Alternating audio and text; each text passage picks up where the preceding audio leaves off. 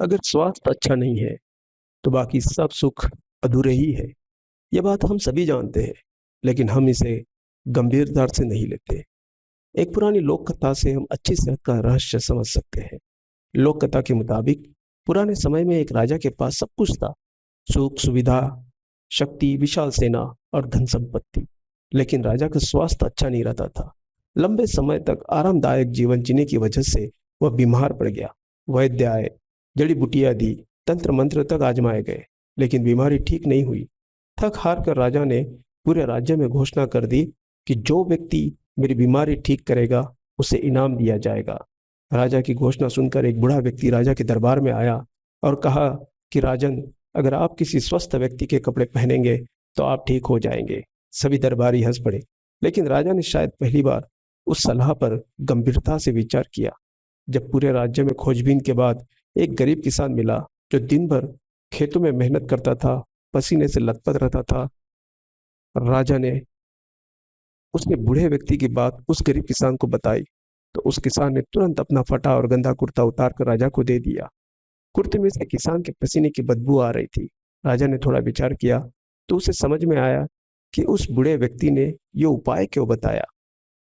दरअसल राजा कोई भी शारीरिक मेहनत नहीं करता था।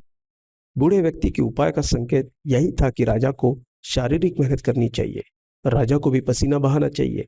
सुख सुविधाओं से शरीर स्वस्थ नहीं रहता। शरीर के लिए मेहनत भी जरूरी है। यह बात समझ में आते ही राजा ने उस बूढ़े को बुलवाया और सम्मानित किया। इसके बाद से राजा भी रोज शारीरिक मेहनत करने लगा और कुछ ही दिनों में वह पूर्ण स्वस्थ हो गया। कथा की सीख यही है कि आज की भागदौड़ भरी जिंदगी में हम भी उसी राजा की तरह सुविधाओं में उलझते जा रहे हैं। हमें किसान के जैसी जीवन शैली का कोई हिस्सा अपने जीवन में उतारना चाहिए। रोज कुछ देर पसीना बहाना चाहिए, तभी हम अच्छे स्वास्थ्य मिल सकता है। इस पूरी कहानी का सार यही है कि रोजाना कुछ देर हमें शारीरिक श्रम करना चाहिए, चाहे वो वॉक हो, योगा हो, डांस हो, साइकिलिंग या जिम, जो भी हमें पसंद हो। शरीर को हर दिन सक्रिय रखना चाहिए। प्राकृतिक दिनचर्या अपनाएं। सूर्योदय के साथ उठना, ताजा खाना खाना और पर्याप्त नींद लेना अच्छे स्वास्थ्य का आधार है। आराम और सुविधाओं के बीच संतुलन। जीवन में सुख सुविधाएं जरूरी है, लेकिन उन्हें हमारी आदत न बनने दे।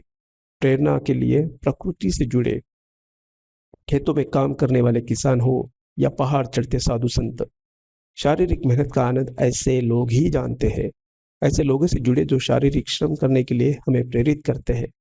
कहानी चाहे राजा की हो या आम इंसान की, सबकी सबका एक ही सत्य है, सुख सुविधाओं में नहीं, अच्छे स्वास्थ्य में।